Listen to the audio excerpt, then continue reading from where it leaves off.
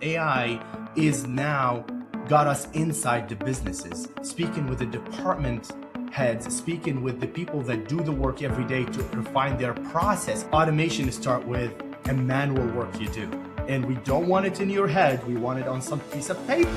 And so we don't want to go people, process, execution. We want to go process, people, execution. When do we get to the point where a Microsoft or a ChatGPT gives that end user the ability to do that themselves? Like, we are in a complicated world where it does still take deep technical expertise. If we believe in the future of where we see AI headed, we have to believe in a future where the business user can do that.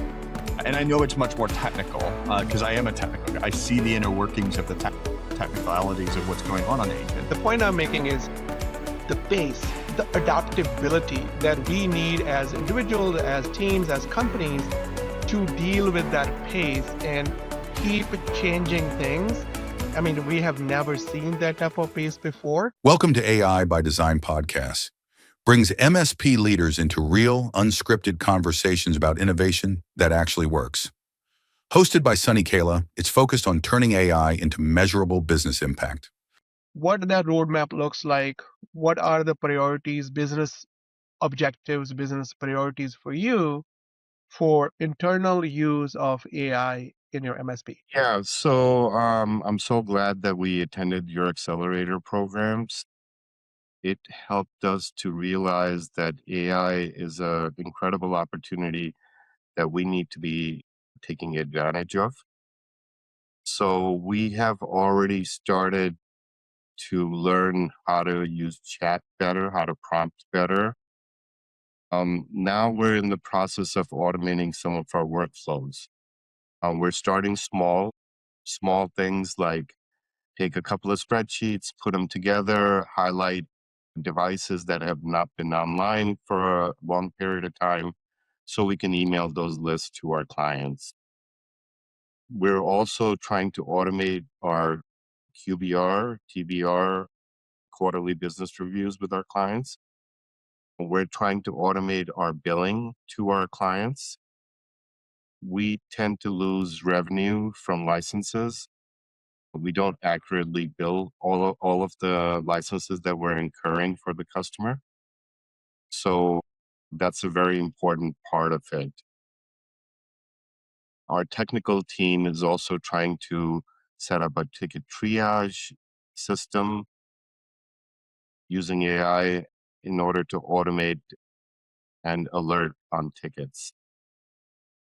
Those are the initial investments that we're making. We're also, from a marketing and sales perspective, we're automating HubSpot into ConnectWise, so opportunities are automatically entered there, and we can take advantage of additional automations that it offers. That's awesome. That's a great place to start. And during the accelerator, we, with some of the use cases, right, that we talked about and we demoed, I think there's so much alignment there that, yes, prompting skills are really important to leverage AI because, if AI is a skill, it's not a software. Number one skill, AI skill to develop is prompting the right way, because quality prompt will give you quality results in terms of output. And then the use cases that you have shared in terms of the quarterly business review or technology business reviews, it could be monthly business reviews. So wherever you have to do some data analytics and gain insights from data and present to internal teams or external teams, QBR is one example. That's where there's a huge opportunity for all of us to use AI for that. And then you talked about the billing leak or the revenue leak, licenses, the true up. I see that as a common problem with majority of the businesses where AI can solve that problem in terms of better, faster, easier, efficient monthly true ups, so that You're not overbilling or underbilling because it's not good. On one side, you're not doing the right thing for the customer. On the other side, you're not doing the right thing for your own business. So it needs to be properly taken care of. And AI has a great use case there, and a lot more, a few others that you have mentioned there. Because we don't know where AI is headed. From my perspective, I think one of the biggest challenges of an outcome-based model is, when do we get to the point where a Microsoft or a ChatGPT gives that end user the ability to do that themselves? Like, we are in a complicated world where it does still take deep technical expertise. But if we believe in the future of where we see AI headed, we have to believe in a future where the business user can do that. And I know it's much more technical because I am a technical guy. I'm a software engineer. I see the inner workings of the technicalities of what's going on agents. So my only aversion to that outcome-based pricing is it makes sense till it doesn't. And I agree, there is a huge opportunity right now to come in and say, hey, Sonny, I saved you $90,000. Wouldn't you part with 20,000 of it? But my fear is, what happens when an employee that came out of college can do that with a prompt in the future? And so I lean into this world where I think outcome-based pricing sounds really good and it makes a lot of logical sense. But I lean into more of like a managed service component of AI will constantly change. Iteration will have to be constant. Keeping up with what's happening will have to be constant. And I can charge you a managed service around doing this. I could even implement a few use cases for you as part of my managed service. But I don't know if I'll be able to only capture the deltas and have a sustainable line of business if we find ourselves in a year where the MSP is getting the challenge from the customer that says, I know I'm paying you $20K a year for this thing you saved me, but one of my guys in the team was able to prototype it up with a few prompts in the box, and we're going to cut over to this. And so I don't know, that's one of my biggest unknowns right now, Sonny, is around this outcome-based pricing. If it's really real, or if it makes so much sense on paper, but when the rubber hits the road in a few years, like, what does it look like? And that's kind of how I'm thinking about it. But it makes a lot of sense. I think there's a lot of money to be made in doing it like that. Yeah, no, 100%. And I think we are basically challenged, right? Just because of the pace of change, and that this pace is 10x bigger and 10x faster than the internet age. That's because, we do AI workshop for leaders. It's a 2-day program, and last week we did that, John. And one thing that was there was I opened up the workshop with what changed in the last 90 days. And when we looked at the list, what changed in the last 90 days, basically the last AI workshop that we did was January 13th, and last week was April 13th. So exactly about 90 days. GPT users, they were about 400 million, and now it's 900 million in the 90 days.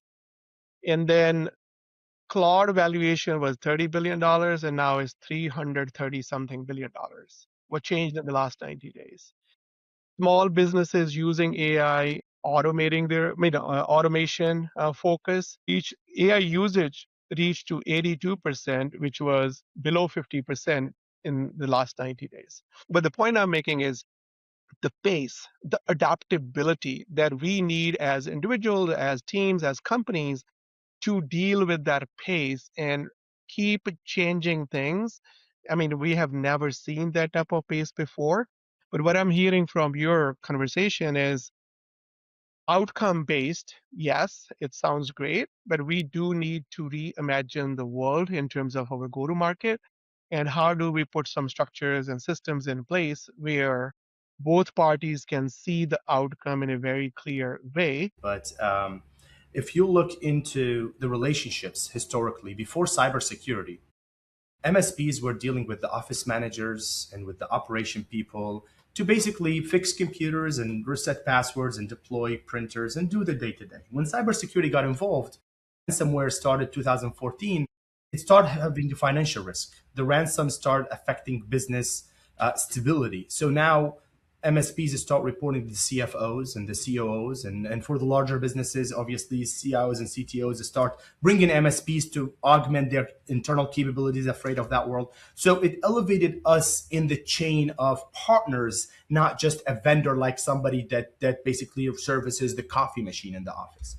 And then when AI came, what it did dramatically is that for us to be effective, we're actually now inside the business. I have been invited personally to be inside of an all-day events for clients discussing their own business future, what they're doing, their finances, their client services approach, everything they do in-house, their thought leaders inside. And now the MSP has a seat on the table because we want to see where they're going and provide our perspective how AI is going to play a role. So what it did, in my opinion, AI is now got us inside the businesses, speaking with the department heads, speaking with the people that do the work every day to refine their process. As you know, automation starts with a manual work you do.